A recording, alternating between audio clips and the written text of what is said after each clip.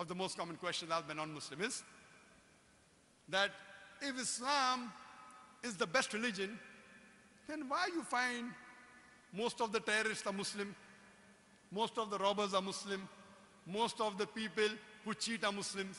Why? If Islam is the best religion, then why do you see that the Muslims are the worst?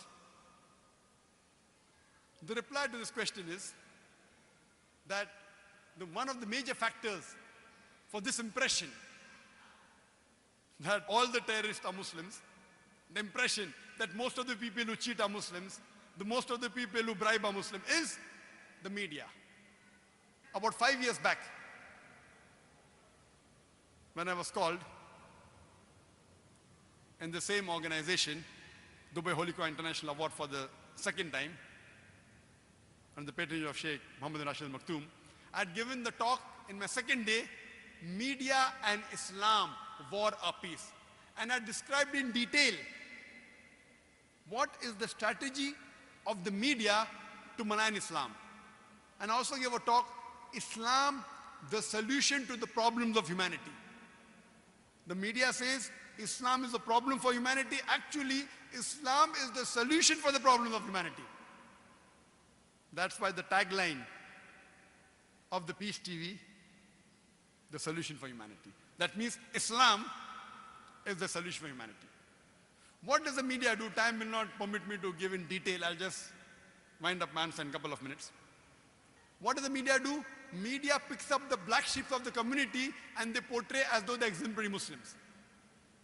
See, we have black sheep in the community. We do have many Muslims who are namesake Muslims. They aren't practicing Islam. They pick them up and they portray as though they're exemplary Muslims. Many a time the media, they quote something of the Quran, they quote out of context. Whenever they get information, they malign the Muslims. For example, we know in 1996, the Oklahoma bombing, at that time, it was the biggest attack on American soil. More than 100 people were killed, 166 people were killed. It came as headlines, Middle East conspiracy, Middle East conspiracy, Muslims to blame, Muslims to blame. Headline for days and weeks together. Later on, when they came to know it were 2 American soldiers, it comes once and vanishes. When they don't know the culprit, it comes for days as headlines. When they come to know the real culprit, 1 or 2 days, the news goes out. Why? In India, we have, 50-year-old Muslim Arab marrying an 18-year-old girl, headlines. When 50-year-old non-Muslim rapes a 6-year-old girl, it comes in news briefs. That 50-year-old Arab Muslim, he's taking permission and marrying a girl with her will, with the will of the parents. It doesn't go down the throat of the media. But when a 50-year-old non-Muslim rapes a 6-year-old girl, it comes in news briefs. Why? Same example, couple of weeks back, there was a bomb blast in Pune, German bakery. 9 people were killed. Suspect, Muslim, Muslim, Muslim. Suspect, suspect. No 100% proof.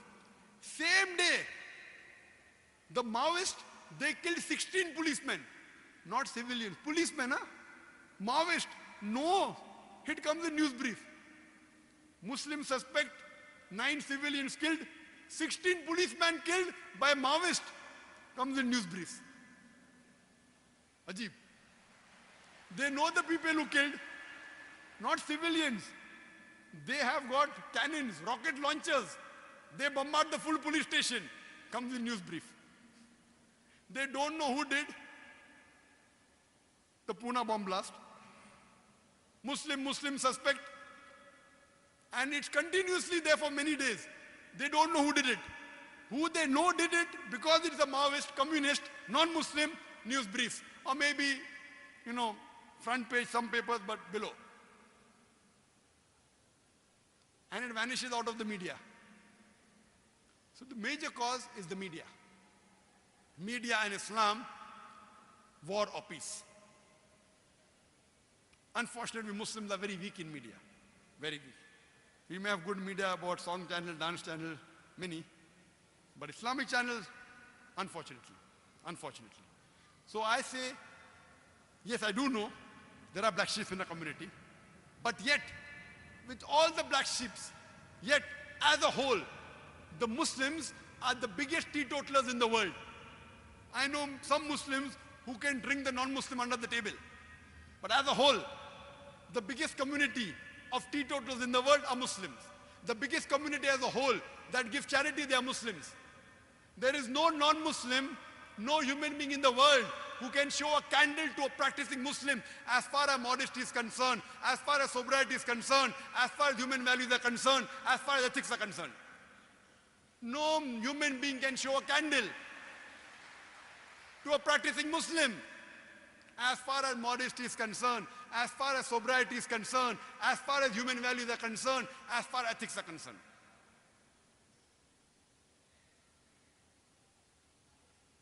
And I always give the example. Suppose you want to judge how good a car is, and latest 600 S model of Mercedes is launched in the market, 2010 model. You want to test the car. You put behind the car, behind the steering wheel, a driver who does not know how to drive, and he bangs up the car. He has an accident. Who will you blame? Will you blame the car or the driver? Driver.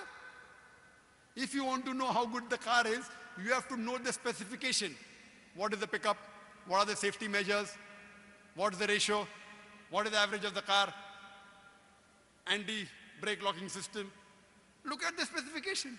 And really, if you want to test drive the car, put behind the steering wheel an expert driver. If you really want to know about Islam, don't look at the Muslims. Look at the scriptures, the glorious Quran and the Sahih Hadith. Don't look at me. Don't look at the Muslims. If you really want to test drive a car, put behind the steering wheel an expert driver. The best exemplary Muslim you can find is Prophet Muhammad Sallallahu Alaihi Wasallam. Read his seerah, you will find he's the best exemplary Muslim and the best exemplary human being that has lived.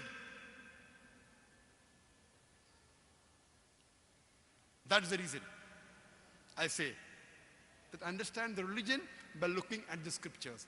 And when you read the scriptures, the authentic sources, the Quran and Sahih Hadith, you will really appreciate Islam.